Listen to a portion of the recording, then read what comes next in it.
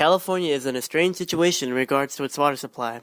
While 75% of the state's population makes its home in the dry arid south, most precipitation, about 70%, occurs in the northern regions. This discrepancy in precipitation has led the Golden State to develop a massive water conveyance system that moves water from the wet north through the agricultural Central Valley and onto the industrial south. In light of the changes projected to occur under climate change, California's water problem may become an issue.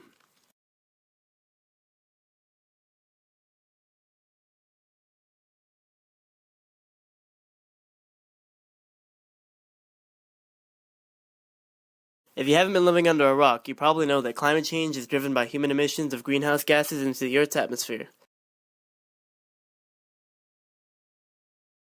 Once aloft in our atmosphere, these gases, such as CO2, have an interesting interaction with radiation from the sun. Incoming shortwave radiation, emitted by the sun, is absorbed by the Earth's surface and is re-radiated out long-wave radiation.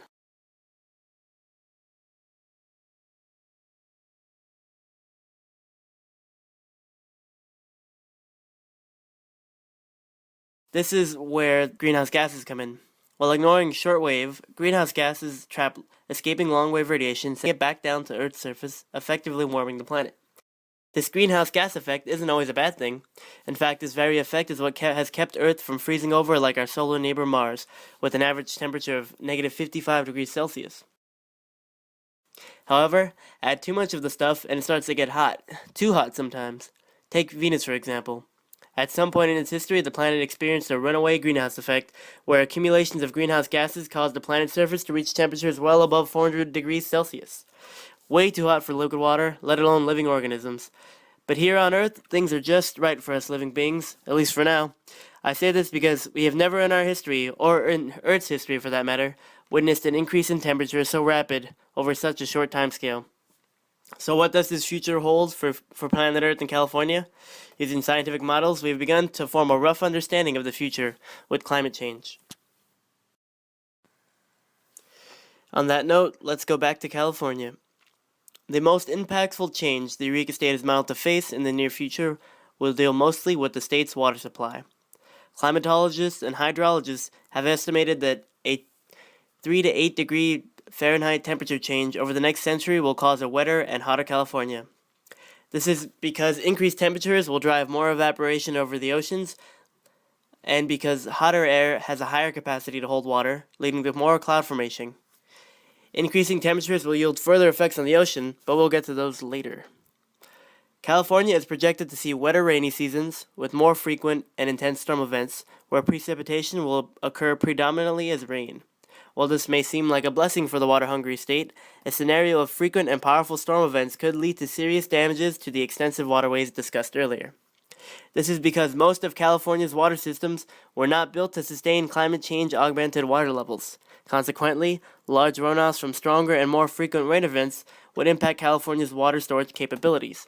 This is because large volumes of rain runoff entering the ill-equipped system would cause water facilities to empty their dams and reservoirs to avoid flooding and other potential damages. Shortages in California's water reserves may pose a problem during the dry summer months, which are projected to be hotter and drier. Less water would pose an especially big problem for the already arid Southern California, which is projected to feel the largest effects of increased temperatures. Also, because they are largely dependent on precipitation that falls in the north, Southern California will have the most trouble beating the heat should any damage occur to the extensive water system that supplies the majority of its drinking water. Increases in temperature will also cause most of California's precipitation to occur as rain, instead of snow. Models have projected that this will result in smaller mountain snowpacks that will be reduced by about 80% of their current size. Lower levels of snow will further stress California's water reservoirs because snowpacks otherwise act as a natural reservoir of fresh water as they melt slowly throughout the year, providing consistent water during the dry months. Changes in precipitation are not the only threat to California water supply. Another issue arises from the beautiful coast from which California is famous. The other effect of warming oceans is rising sea levels, which are projected to increase 22 to 35 inches in the next century. Climate change-driven sea level rise is caused by two processes.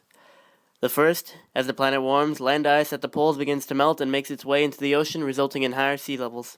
Sea ice does not influence sea level change, because the ice is already displacing its weight in water.